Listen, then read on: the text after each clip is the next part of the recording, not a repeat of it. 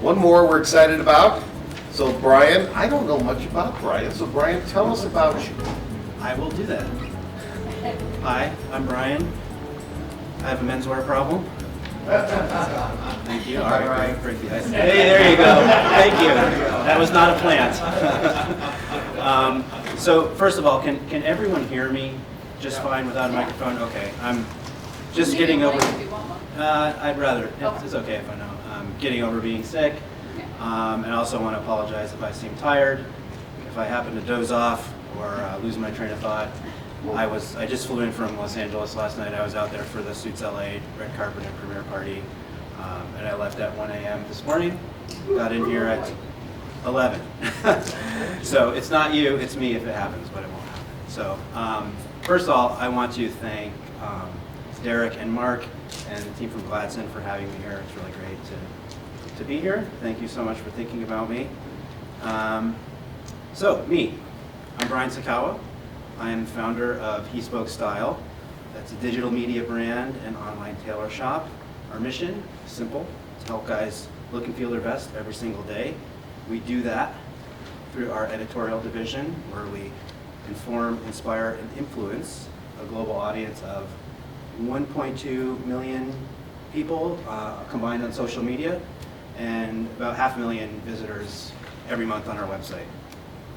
So, and then also our online shop where we sell our own custom private label made to measure menswear, which is why I'm here talking to all of you. So what to expect? Tell you a little bit more about me, how I started in this whole world, both influencer world and custom menswear, a little bit of the origins of the He Spoke Style shop, and then the big takeaway, which everyone wants to know. I'm going to share my 10 pieces of advice, pearls of wisdom that I've gained over 12 years doing this with regard to social media. So hopefully that will give you some kind of takeaway. I'm an open book. I'm happy to share everything that I do. I don't gatekeep. I really believe that rising tide lifts all boats, so I want to help everyone out in this room equally. And then hopefully there'll be some time left for a question and answer. If not, I'm going to be around, so if you're still around, find me, we can chat. I'm happy to shoot the shit. But before I talk about myself, what I want to talk about are memory chips. So late 70s, early 80s, who's heard of Intel? Yeah. This will make sense, trust me. Intel. Okay, so Intel made memory chips. And then there were a lot of other companies that made memory chips back then. But we don't talk about those thousands of other companies now. We talk about Intel. It's because the CEO of Intel at the time, his name was Andy Grove, visionary. And he kind of like felt like something was changing in his industry. Up until then, Intel was vertically integrated. They made everything themselves. Microprocessors, memory chips, everything was in-house. But he was like, oh, the Japanese are kind of catching up to us. They're doing something different. So he decided that he would change the business model, just like he sensed this was happening. He changed the business model, and he was like, we'll keep our microprocessor division, but all this other stuff we're going to start outsourcing, and less vertically integrated, more horizontally integrated. And he called that a strategic inflection point. And the reason I meant that will come back throughout what I'm about to talk to you about. Obviously, I don't deal with memory chips or microprocessors, but that idea of the strategic inflection point. And this is in a book called Only the Paranoid Survive, which I highly recommend if you haven't read it. It was written in the late 80s, so you can skip the last 25% of the book that deals with this new thing called the internet. But the lesson of like just being able to feel the tides changing around you and being bold and brave enough to make a big pivot really resonated with me. And you'll see as I talk a little bit about my journey how I took that advice and sort of changed what I did to be here. Yeah, Only the Paranoid Survive by Andy Grove, great book. Let's see, where am I? Okay, about me. Who's familiar with my brand, He Spoke Style? Show of hands. And okay, cool. Who is not familiar with what I do? Okay, great. So those of you who don't know me, I'm excited to share a little bit about what I've been doing for the last 12 years. And those of you who do know me, I bet you'll probably learn some things that you didn't know if you only know me from online, right? So let's start. My menswear story, it's very cliche. My father worked for New York State government. He was chief auditor of New York State expenditures, always dressed well, great suits, sport coats, trousers, always wore a tie. So that was like one part of it. But the very cliche part of it was, as a younger boy, my father showed me those old, original Connery, James Bond movies, and I was hooked, Cool guy, cool clothes, cool cars, beautiful women, gadgets, everything. Who wouldn't want to be like that? So I think like a lot of us guys in here probably have that same sort of thing, so that's why I'd say it's a little bit cliche. I am a musician by trade. That's what I started playing the saxophone in 4th grade because I had this friend, and he was like the coolest kid I knew. In my school system, you started playing instruments in 5th grade, but for whatever reason, this kid, my best friend, was taking saxophone lessons, and I wanted to be just like him, so I started playing the saxophone. Well, I went to college for saxophone. Last I heard, he went to jail for something. But I always wanted to perform. And to be a performing saxophonist is for not like 2 beers and $20 every single night at like the local bar, is tough. But when I first went to college, I knew I didn't want to teach. I wanted to play. So I got this article, and I read about these military bands in Washington, D.C. And if you know anything about military bands, like the ones in Washington, D.C. are like the top bands in each service. It's like, and as a performing saxophonist, like that's like the New York Philharmonic of the saxophone, to have a D.C. military band gig. So in 1999, after graduating my undergrad, I took an audition for one of the D.C. military bands, and I won it. So I joined the Army. I went to basic training just like everyone else. Became a soldier, joined the band in '99. I was 21 years old, so you can do some math. And I wasn't ready to have a career at that point. I wanted to be like saxophone professor and like world famous saxophone performer. So I got out of the Army after 3 years of being in this band in DC. Went to the University of Michigan, got my master's, doctorate, got the big teaching job at the University of Arizona.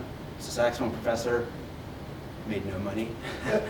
And then just so happened that the guy who they hired to replace me in the band when I left was leaving himself. And I left on very good terms. The commander loved me. He was like, we don't need to have an audition, just call Brian up and see if he wants his job back. So they called me back, called me up in 2006. They're like, Jordan's leaving, the guy who took my job originally. Do you want your job back? And I was like, hell yes. I'm from the East Coast. Living in Tucson was cool, but 1 year was enough for me. So that's what I went back to the band in 2006. I was in the United States Army Field Band from Washington, D.C. The mission of the group was to travel around the country, which we did about 100 days of the year, playing concerts for the American people, going where the Army isn't, basically fostering positive relations between the civilian population and the military, because without the support of the people, the military can't do what it does. So it was really cool, because I got to use my passion and love of music to serve something higher than myself. And about halfway through my career, as you might be able to tell, I did a lot of public affairs. So I was on TV, I was a spokesperson for the Army, I was a spokesperson for our group, I did television, any kind of media thing. I was the announcer for the group. So I would go, I was the one MC, all the concerts, thousands of people. Hey, welcome to the show, blah, blah, blah. Okay, this group is amazing. And then eventually I became a middle-aged white man, no longer the face of today's Army. So I transitioned, as one does, when you're hired to do one thing, to more of a managerial role. So I started, I was still announcing, I was still playing the band, but as far as the public affairs and media stuff, I started training our younger, more diverse population to do the things that I once did. And there were a lot of times when I'd prep them for a media hit, and they would go on camera, and they would nail it, and I'd be like, I'm glad that was you and not me, because there's some tough questions nowadays that people ask you, no matter where you are. Anyway, I could share more about that later. But so that was my Army career. I retired in it wasn't that long ago. I retired in October of 2023 with 20 years of active duty service, 20 years, 3 months, 29 days to be exact. And so now I'm retired. Halfway through my military career, I am a type of person who likes to do extra stuff. At the time, I was racing a bike, like elite level bicycle racer. I was done with that. So I retired from bicycle racing. I was running a music series at a museum in Baltimore. Nonprofit world really wasn't my thing. So took it from a small thing to a monthly series that won a national award, and I was like, all right, I'm out.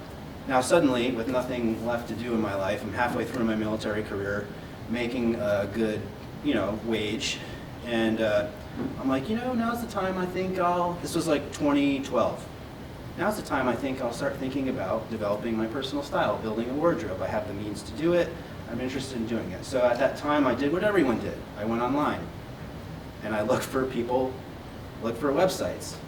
And I was really surprised that I couldn't find anything for someone like me, who at the time was a 35-year-old guy, just cared. I wasn't into fashion. I just liked classic style. I call it boring style.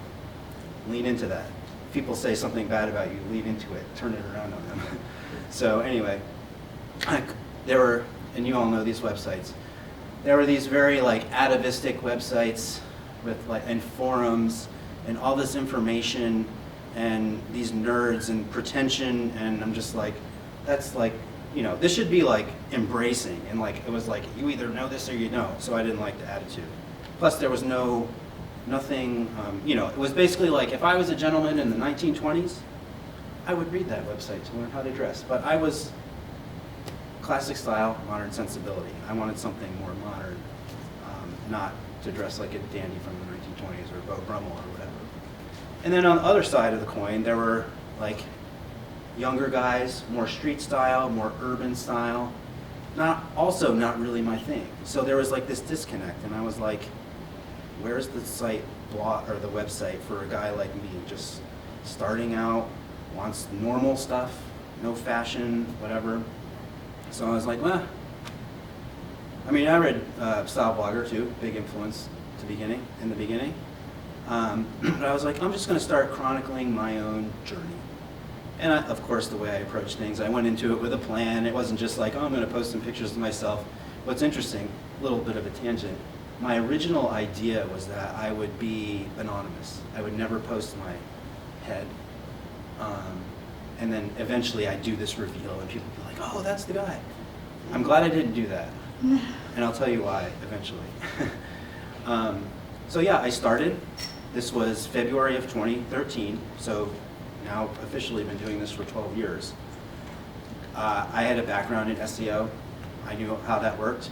So I wrote content. I literally made a year-long content plan, and I just started executing on it. And it was right place, right time. This thing did not exist, as Dan said before me. It didn't exist. So within 6 months, I was signed to a big talent agency in Los Angeles, and my whole life changed. I started in February. I signed a contract in October. The next week, I was on a plane, in first class, flying over to Venice to hang out with Abel Ferrara and Nan Golden and all these crazy artists with this thing that Percival put on. So it was very eye-opening. The first thing so that was the start of HSS. And the interesting thing, and you might be thinking, well, weren't you in the Army? How did you do these two things at once, right? The Army was probably the best thing that could have happened to a young, just starting out style influencer or blogger or whatever. Because I had the luxury of having a full-time job and health benefits. So I was getting paid.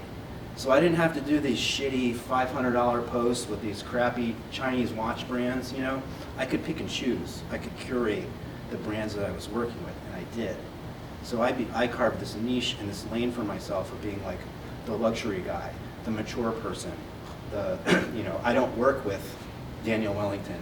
No offense, if anyone's wearing Daniel Wellington. I work with Richemont brands, Jaeger LeCoultre, Alain Gunstone, Vacheron Constantin. And I'll just say I turned down an obscene amount of money from Daniel Wellington because I didn't want to upset my like luxury partners. So integrity is important. It's an Army value.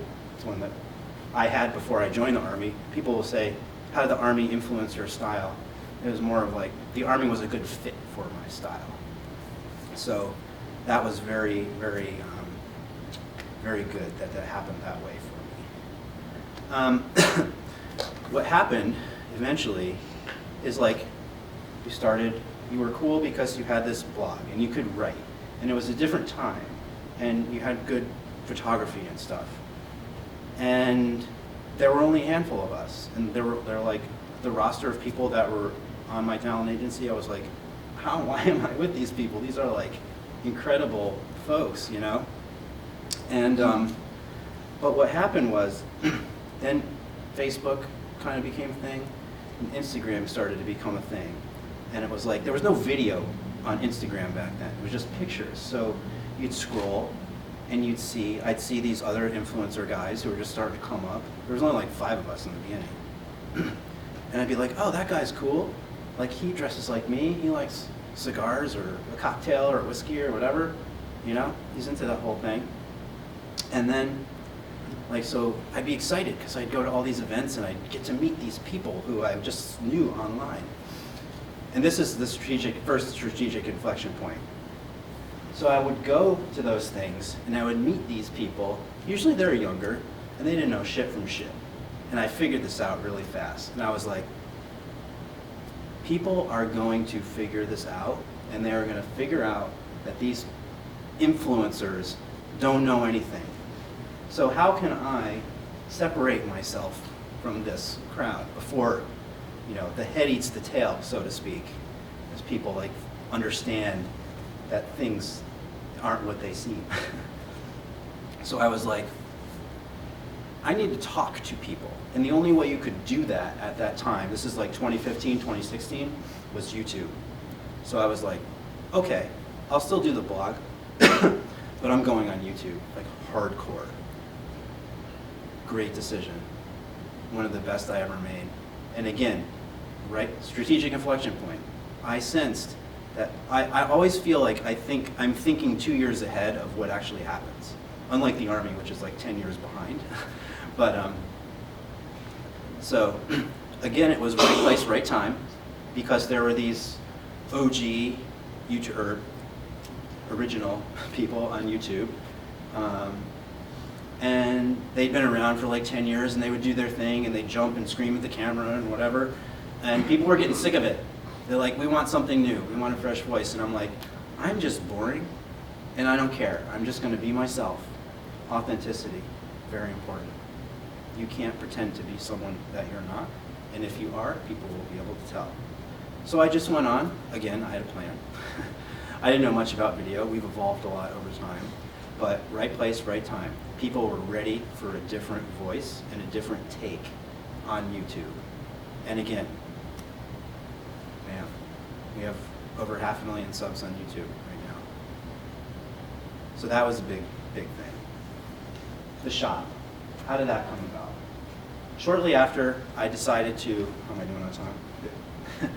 I decided to, it was 2017, and I opened up a small, like, Shopify store. And it was just like a small curated thing where I was selling like branded Abbey Horn shoe horns and clothes brushes and Ettinger products, like just basically things that I thought was cool. And I did this, it was like a proof of concept in a way, because I'm like, all right, I think I have this influence. I have this audience of people on Instagram and YouTube and the website. Will they buy? So I did that, and they bought. And my career in the Army was progressing. I had more responsibility. I couldn't like keep stuff on the shelves. So like doing the content stuff plus doing the shop, that was like too much. That was like, I had like 4 jobs. I couldn't do it anymore. So I just kind of like let that slide for a little while. I was like, okay, well it worked. People listened to me. The menswear thing, that came about because I had had a relationship with Michael from Michael Andrews for a long time. Mike made me my first suit back in 2012 when he had a small shop in DC. I'm from the Baltimore area. Well, originally from New York, but I live in Baltimore because I had a permanent duty station at Fort Meade when I was in the military. So, because of what I was doing in the influencer world, I was had the opportunity to try everything. Off-the-rack brands, the cheapest, fused, made-to-measure shit, I don't even need to say the name, you know what I'm talking about, to Savile Row bespoke. I tried it all. But over that time, I was also getting stuff made at Michael Andrews, and I loved everything about that product. It was a great product. I loved the team. It was small. They had amazing service. It was just we want this to be right. So Mike and I started talking maybe 2018, 2019. He was like, hey, you've got the content, the following. I've got the infrastructure and all that stuff. We need to come together. You've got this proof of concept, you can sell things. We need to come together because I'm only offering a bespoke Benchmade garment at this point, but I'm interested in getting into online made to measure. Let's do a collaboration where we do kind of a design approach to thing. Again, it's I'm a Libra. I hate decisions. My least favorite part about custom is hey, here's this fabric book of 100 gray swatches. Which one do you want? I don't know. Just tell me. So I assume a lot of guys are like that, and that's what they told me because I did a big survey and thousands of people answered. And I was like, okay, so I'll curate it. You already looked to me for what you should wear, what's cool. So I'm going to tell you, this is what you have. Here's the menu. You can order off of it. So we did that. We launched in 2020. It was successful. Not what we wanted in the beginning, but remember, I'm dividing my time between my content business, my role as a senior non-commissioned officer in the Army, which always took precedence, and then we're trying to sell these suits. We redid the website. It kind of sucked, not gonna lie. Everyone will admit it, that was involved. So we just kind of let it sail. We did okay, not great. And then when I was gonna retire, I was like, we're gonna do this. So I found a great agency, full service, design, development, very hard to find. And when you do find someone like that, you pay for it. So we invested a lot in redoing the website, both from a content and a commerce perspective. And we launched that pretty much right when I retired, September of 2023. Next year, 3x sales. I was fully committed to it. We were able to lower our prices. And I can talk more specifically about how we did it, why we did it, the pluses and minuses of that. But what I really want to get to is my 10 pieces of advice with regard to social media. These are in no particular order, other than the last one, which I thought was good to end with. But so these are all, again, just my opinion. It's going to be very different than what you heard before me.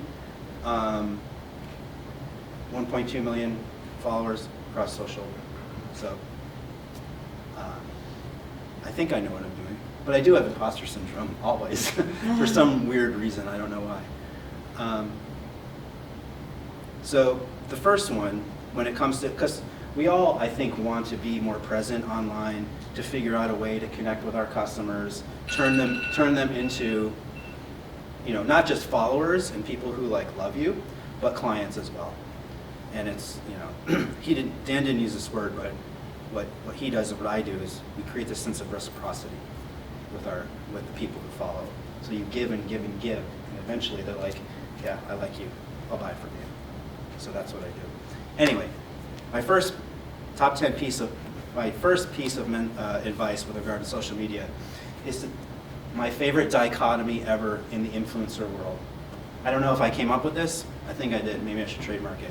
There's two types of people in the influencer world, and it's so different now, but it's still the same. There are look at me people and listen to me people. It's obvious what is what. Look at me. Hey, here's this Bentley on the street. Hey, take my picture. Sweet, right? Yeah. Oh yeah, I was just on the red carpet for Suits, but I was working. But now everyone's gone. Hey, take my picture. Yeah, I was here too, right? Look at me on this amazing trip. Look how cool I am. It's not about their audience. It's about them. I fucking hate that. I hate it with a passion.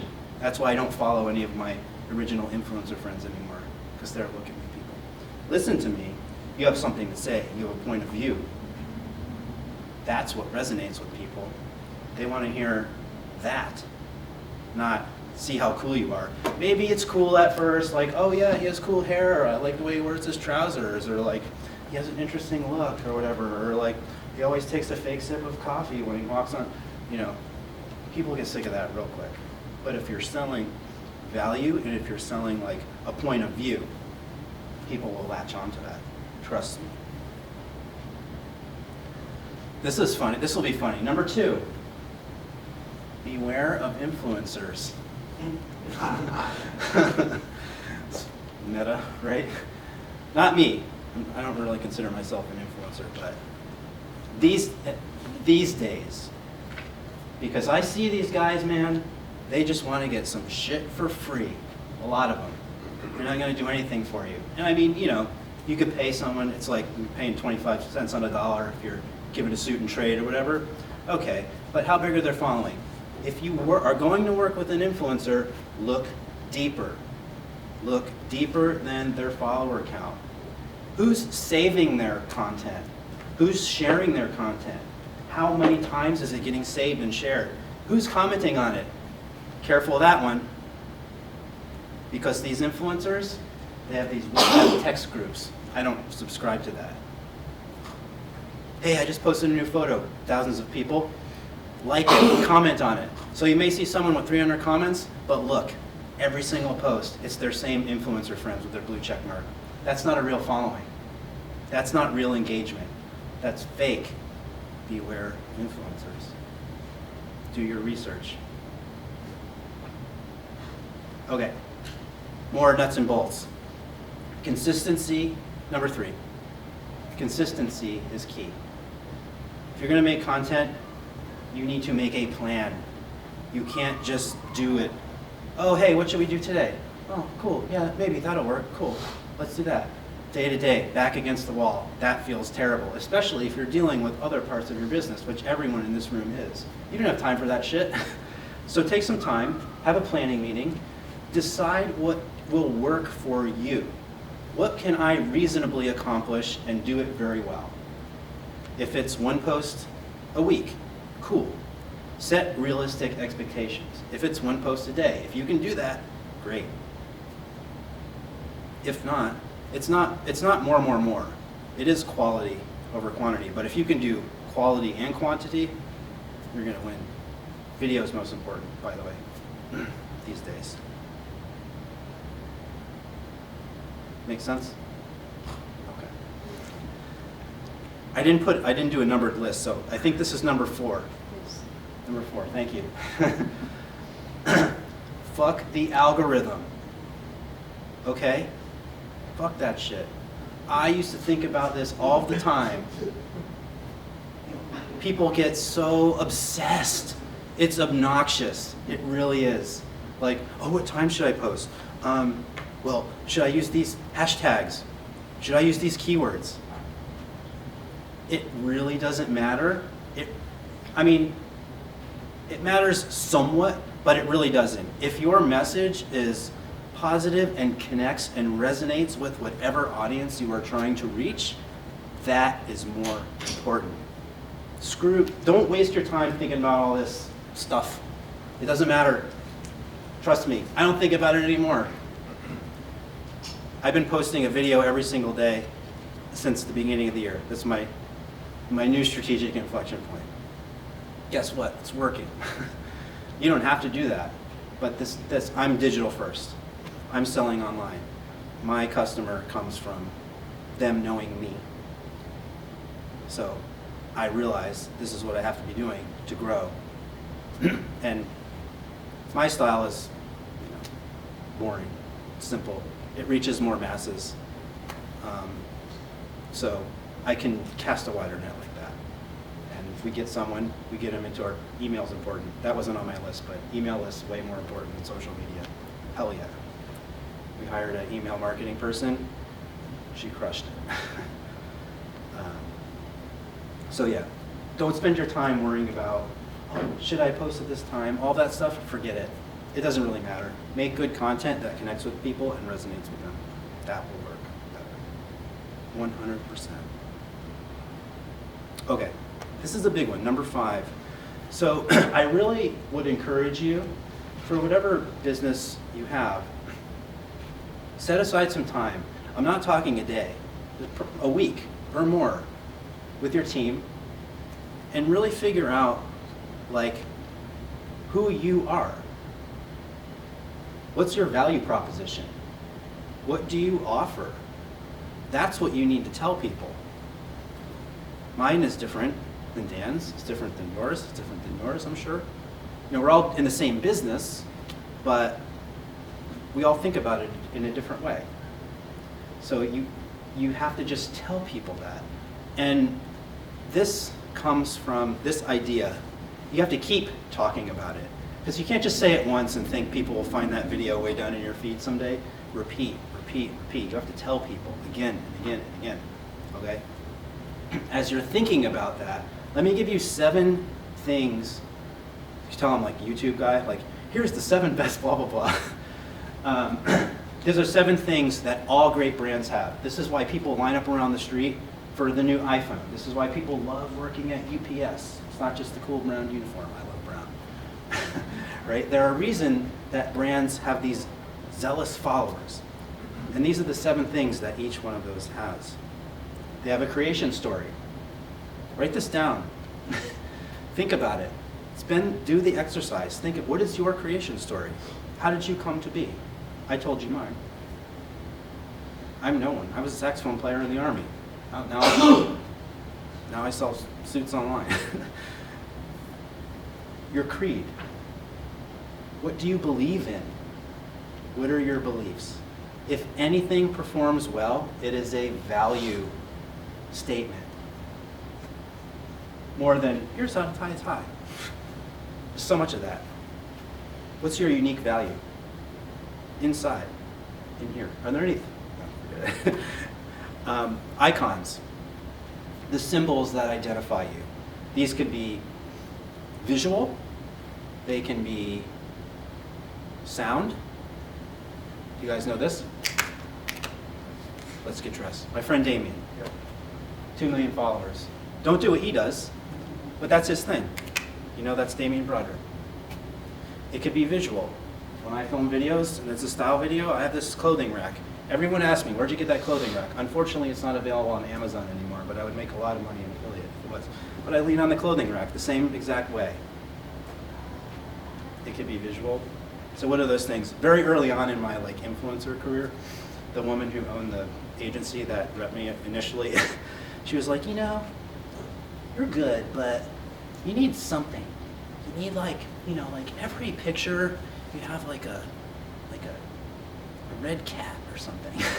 Or no, she said like a pink dog. I was like, that's not really me, Karen, but I get what you're saying. So what are those things that make you you and people can identify as you? Okay? A saying, a sound, a look. Rituals. What are the things that people in your community do? People know who Matt Hranick is, W.M. Brown Project. No? Yeah, you do. What does Matt do all the freaking time? I can't even stand it. Matt's like, I got a Negroni. Take my picture. Cool, yeah, that's my thing. I stand there. Here's meat on a plate. It's so stupid, but it's like, that's Matt. Easily. Those are rituals. People love to do that. Well, that's also an icon. Sacred words. What are the vocabulary you use specifically? We have lots of specialized vocabulary in menswear. Pagans. You gotta have haters. The haters make your brand stronger. I'm a Mac. I'm a PC. Ah. Right? People are so brand loyal. And it makes it even stronger because there's someone on the other side that's like, no, our brand's better. So rather than like ban the people who post stupid comments unless they're like racist, homophobic, any of that crap. I have a commenting policy, you can read it on my YouTube about page. But like, you know, if people are jerks, let them be jerks. And if you have a strong following, you know what you do? You pin that comment and let your followers jump all over them. And they learn their lesson. So embrace the haters because it makes your brand stronger. So I'm talking with Angel about that. Angel's like, everyone says nice things about me. I'm like, you're not doing it right, man. And this one's obvious. You need to have a leader. You're all leaders of your brand. Maybe not. Maybe someone else is like a better personality on camera. Figure out who that is. But Steve Jobs, Bill Gates. I keep using Mac PC. It's too easy. You know, Ralph Lauren. Okay. 7 pieces of primal code. And that comes directly from Patrick Hanlon's book, Primal Branding. Excuse me. Primal Branding by Patrick Hanlon. Another really good read. Okay. Number 6, connect. I said this already, connect on an emotional level. So think about what is the thing under the thing. People aren't going to be like, oh yeah, you look cool. Like they're not really going to fall in love with you just because like your clothing looks great. They're going to fall in love with you because you connect with them on an emotional level. What is that for you? For my audience, it's like, hey, and I know this because I surveyed them and thousands of them said, when I dress like this, I feel great. I have confidence. So you hammer that message, confidence. And you're not like overt about it, but you find ways to weave that in constantly. Value, the value statement. You've all got testimonials, so just mind those. Send a survey out. You'll be surprised. People will tell you exactly what you, someone will write something and be like, that's my next ad campaign. Okay, vary your content. So I think of content in 3 pillars. I think of things being discoverable. That's evergreen. That's to get a big audience, attract them to you. Sales videos.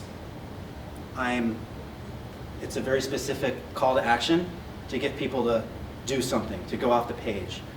Yeah, let me style this flannel chalk stripe suit. You can get it in the He Spoke Style shop. Blah, blah, blah. Here's just an iPhone with the scrolling. You know where to go. And then community videos. Community videos are interesting because like people online, like you want that like dopamine hit of like, oh my God, 1 million people liked it and whatever.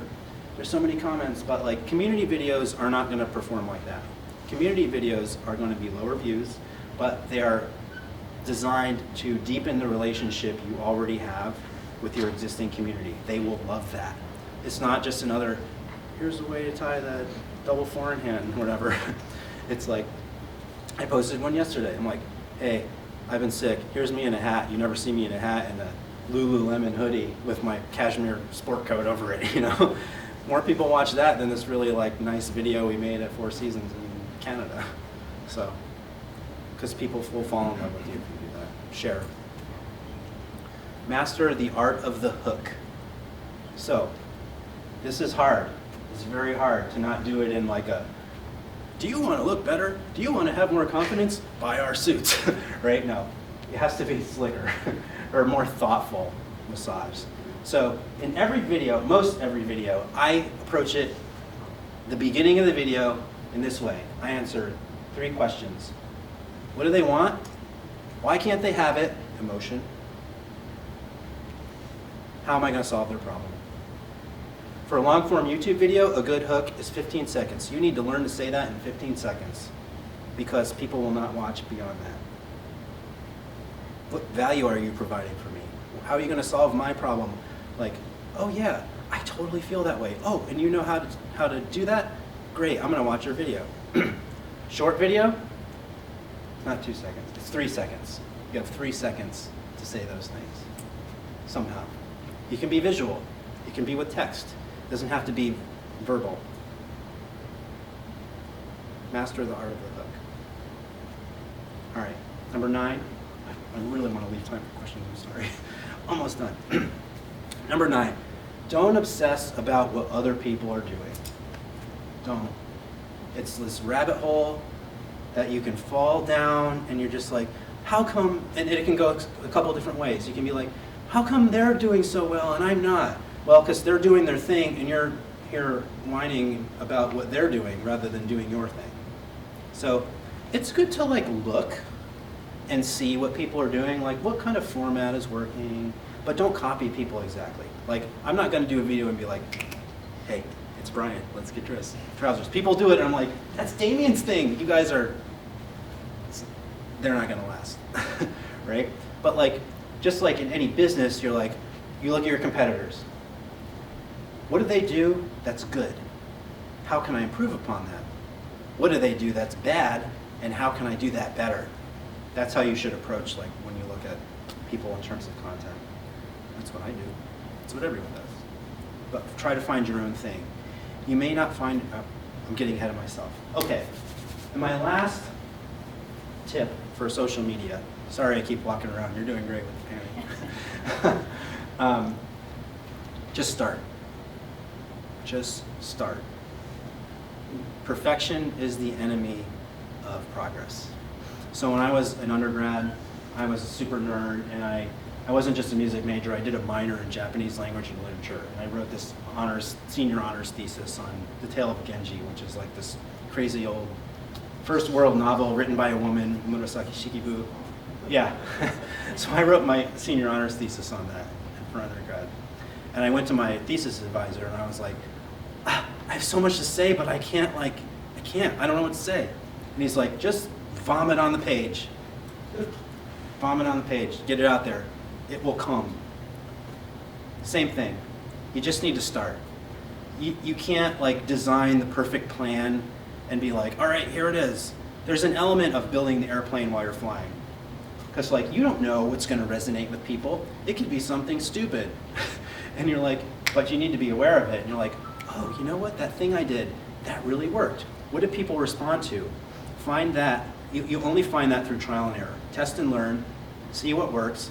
Listen to the feedback from people. What do they want more of? Give them that. One of my best performing recent organic videos, it's almost at 1 million after like 3 weeks. I was like, it's a total value statement video. It's not going to sell any suits immediately, but it's like people will watch it. Almost 1 million people have watched it so far, and they're like, yeah, what that guy's saying, that resonates with me. So I don't use AI much. I use it maybe for templates or something, but I was like, Claude.ai, video script. I read from a teleprompter all the time. It's just the way I work. I did it in the military, years of practice. But here's my script. Give me 10 different ways to say the same thing. And it did. Ask a question. Do a value thing, blah, blah, blah, blah. So every 2 weeks I'm going to do that same video, but different. It's going to be completely different, but the same message. I'll let you know if it works. I don't know if it will. I think it will, because the first one performed so well, but we'll see. I don't have all the answers. Like I said, I know what's worked for me in the past, and that's all I have to say. So thanks for listening, and yeah, thanks. Any questions? Business specific, social media specific, like the equivalent of like the saxophone, hey, what's your mouthpiece and reed? Like, what camera do you use? Anything is fair game, so. Kind of how Dan mentioned, they did 6 months worth of content. What's kind of your video, like filming a video and you post it that day, or what's kind of your approach? We're usually like 2 to 3 weeks ahead. So we patch it. I can physically and vocally shoot 5 videos a day, short videos. A long video, what people don't realize, like a long form video with like storytelling and all that, like a 16:9, not a 9:16. That takes me like weeks, 2-3 weeks, from ideation to production, pre-production, production, post-production, delivery. That's a long process. People don't realize that, but short video, it's too easy. Because I learned doing long-form YouTube. I was like, oh, I can tell a story for 12 minutes and make people watch for 12 minutes. 40 seconds, that's easy. Yeah, I batch it. We're shooting less photos now, which kind of hurts me because I like the art form of that, but I need to be in the video realm, so. I am a process nerd, and I personally believe, like what I did when I was transitioning out of the Army, I got a small business consultant, and she's like, well, I have a small team, but she's like, who can do everything except you? I was like, no one. So for 6 months, I was on Loom and just doing everything. And then I have an operations manager. She turned everything into an SOP. I'm from the military. So it makes hiring very easy. How do you do this? Here's the SOP.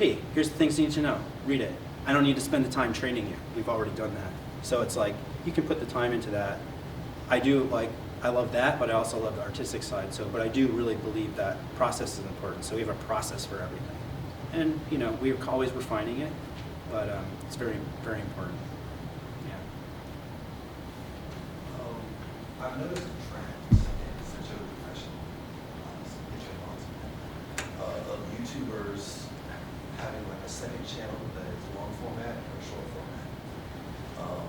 Where they would do the short format on a single channel and then open up the whole second, like part 2 channel. Right. To do long format videos that are like an hour, shows the production, shows everything. Do you find that to be something that has value to it? Or is that more for views? Is that more for making money off of just YouTube? Or is it for moving product or just keeping a really an engaged group of your most loyal people stuck to a channel and seeing more content? So did everyone hear the question? Question was, is it worth, he's seen a lot of people on YouTube have a short form channel and a long form channel. Is it worth doing that? Why do people do that? Back in the early days when YouTube first introduced shorts, people were doing that. Like Mr. Beast was one of the first people to do it because they hadn't figured out how shorts feed worked into the main feed and everything. So Mr. Beast did it, and Mr. Beast can do whatever he wants because he's Mr. Beast. But nowadays, it's all integrated. I would not recommend it. Keep it all in one channel because you're segmenting. You're like, oh wait, what's this? What's this? Personally, I wouldn't do it, but I'm also old school. There may be some things afoot that I'm not hip to. But I wouldn't do it. I would keep everyone on the same page. The way you use shorts on YouTube is discoverable mostly. You're not getting quality views or subscribers. You're not earning that many subscribers, but maybe.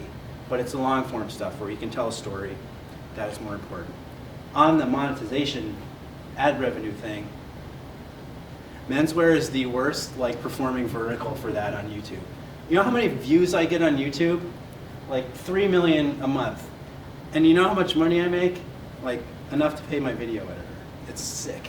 It's really sick. But if I had a finance channel, I'd be living large. Yeah. It depends on the type of content you're creating. And menswear is it just doesn't, fashion stuff doesn't work that way. That's okay. Do you go after getting advertisers, or are you just strictly trying to sell your products? Good question. To your shop? So obviously I do influencer stuff. I do this online custom menswear stuff. His question is, do I go after advertisers for influencer things, or am I solely focused on selling? Currently both. I am represented by a talent agency, so my manager gets me jobs. That's for content creation. But for me, the way I view it is, it's hard to scale one person. Me being the one person. I'm the face of the brand, I'm the Ralph Lauren or the Tom Ford, maybe in my dreams. But scaling one person is difficult. So I know that, and I make a pretty decent living off of my sponsored influencer stuff. It's fun to do, but it's hard to scale that. Whereas I see the custom menswear thing infinitely more scalable than that, you know. So as the influencer part, if your agent comes to you with a product that you don't really feel great about, I say no. do you just turn it down? Yep. Yeah, okay. And do you often go after things that you would like to promote? Usually it comes to us. Okay.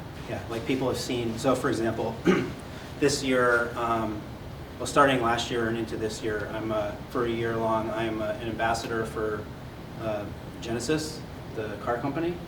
So I'm paired with the GV80. I'm part of the Genesis Originals class of 2025. It's like interesting people. There's like Esther Troy, celebrity chef, and Brian Greenberg, who's starring in Suits LA. All interesting. I'm like, why am I here? You know. But so they came to me. The way this came about is I did a one-off project with Genesis in May of last year. And it was so in my wheelhouse. It's like nice car. It was a walk around, so they wanted me like talking about the car and blah blah blah. So I did that. They're very happy. I heard that if Genesis likes you, they'll come back.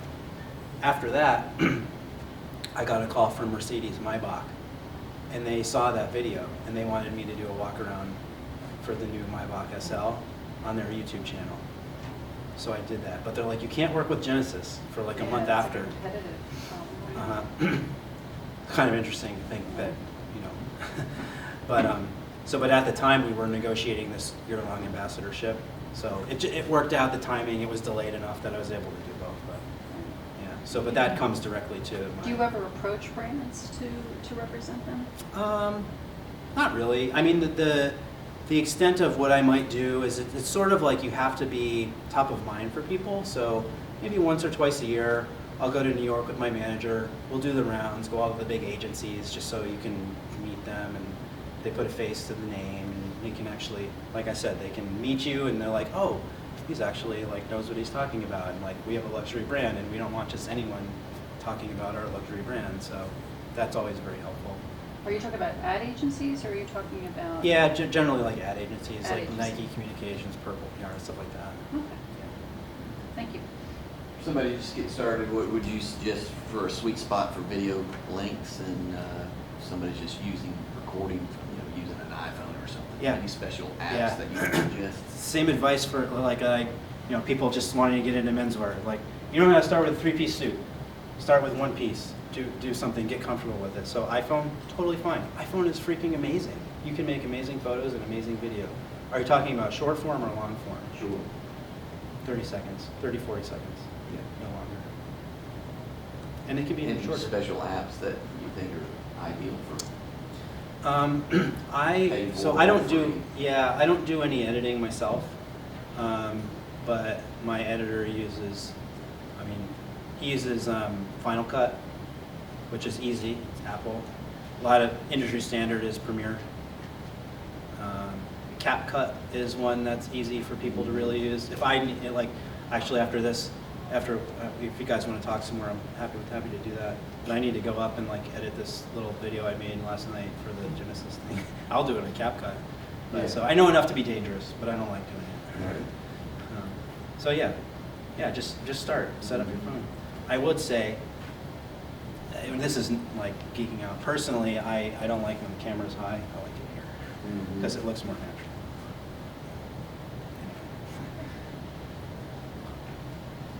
That it? I think that's it. Okay. I think we Thank did you. it. Hope that was valuable, and hope to see you I think guys. that's awesome. Well, thank you for everybody for coming today. I hope it was of use to you. I hope there's something that you learned about Gladson and Nikki that you didn't know before you got here today. I hope you saw something in the panel of the 3 businesses that you can add to your business. And I hope you learned something this afternoon from the 2 gentlemen that spoke that can help you online as you think about new ways to reach out that way. So if you have ideas for further education, please let me know. I want to continue doing things like this, and it's always hard to get good ideas in terms of where to go with that. I'm a big believer in doing these things frequently and getting as much information out as we can to help build the industry. When the industry is strong, all of us are strong. And so whenever we can support and learn and educate people further, that's better. All right?